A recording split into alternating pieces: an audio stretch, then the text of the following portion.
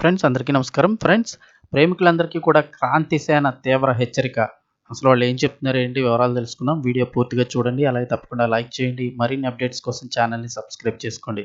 ప్రభుత్వం నుంచి వచ్చే ముఖ్యమైన అప్డేట్స్ అన్నీ కూడా ఎప్పటికప్పుడు మన ఛానల్ ద్వారా మీకు తెలియజేయడం జరుగుతుంది. అలాగే వీడియోని ఒక లైక్ చేశారంటే మరింత మందికి ఇన్ఫర్మేషన్ చేరుతుంది. అలాగే నేను తర్వాత చేసే వీడియోస్ కూడా మీకు నోటిఫికేషన్ అయితే వస్తాయి. ఇంకా వివరాల్లోకి అయితే గనుక వెళ్ళిపోదాము. ప్రేమ పేరుతో విదేశీ కల్చర్‌ను అనుసరిస్తూ ప్రేమికుల రోజున పార్కుల్లో, సినిమా హాల్స్‌లో ఎంజాయ్ చేస్తున్నారని మండిపడుతూ ఫిబ్రవరి 14న జంటలు ఎక్కడ కనిపించినా కఠినంగా వ్యవహరిస్తామంటూ ఉత్తరప్రదేశ్‌కు చెందిన క్రాంతిసేన కార్యకర్తలు బహిరంగ హెచ్చరికలు జారీ చేశారు. నిజం చూస్తే ఈ నెల 14న ప్రపంచవ్యాప్తంగా కూడా ప్రేమికుల దినోత్సవం అయితే గనుక జరుపుకుంటూ ఉంటారు.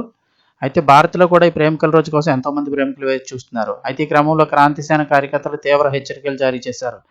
ప్రేమ పేరుతో పార్కుల్లో, సినిమా హాల్స్‌లో ఎంజాయ్ చేస్తున్నారని మండిపడుతూ ఫిబ్రవరి 14న జంటలు ఎక్కడ కనిపించినా కఠినంగా వ్యవహరిస్తామంటూ ఉత్తరప్రదేశ్‌కి చెందిన కాంతిసేన కార్యకర్తలు బహిరంగ హెచ్చరికలు జారీ చేశారు. కేవలం మాటలతో సరిపెట్టకుండా చేతిలో లాఠీలు పట్టుకొని వాటికి నూనె రాస్తూ సోషల్ మీడియాలో వీడియోలు విడుదల చేయడం కలకలం రేపుతోంది.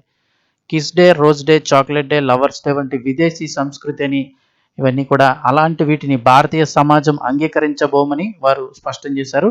క్రాంతిసేన కార్యకర్తలు ఇప్పటికే నగరంలోని వివిధ హోటళ్లు, రెస్టారెంట్లు, పార్కులు యజమానులకు హెచ్చరిక లేఖలను పంపిణీ చేశారు. ఫిబ్రవరి 14న అనుమానాస్పద స్థితిలో జంటలకు కనుక చోటిస్తే యాజమాన్యాలపై కూడా చర్యలు తీసుకుంటామని ఆ లేఖల్లో పేర్కొన్నారు. మాన సంరక్షణ, సంస్కృతి పరిరక్షణ పేరుతో మేము క్షేత్రస్థాయిలో తనిఖీలు నిర్వహిస్తాం, నిబంధనలు అతిక్రమిస్తే ఎముకలు విరిచేస్తామంటూ క్రాంతిసేన తీవ్ర స్థాయిలో హెచ్చరికలు జారీ చేసింది. కాగా వారి హెచ్చరికలకు సంబంధించిన వీడియో ప్రస్తుతం సోషల్ మీడియాలో వైరల్గా మారింది. దీంతో తాజా పరిణామాలపై స్థానిక పోలీసులు అప్రమత్తమయ్యారు. చట్టాన్ని చేతుల్లోకి తీసుకునే వారిపై కఠిన చర్యలు తీసుకుంటామని, ఎవరూ భయపడాల్సిన అవసరం లేదని భరోసా కల్పించారు.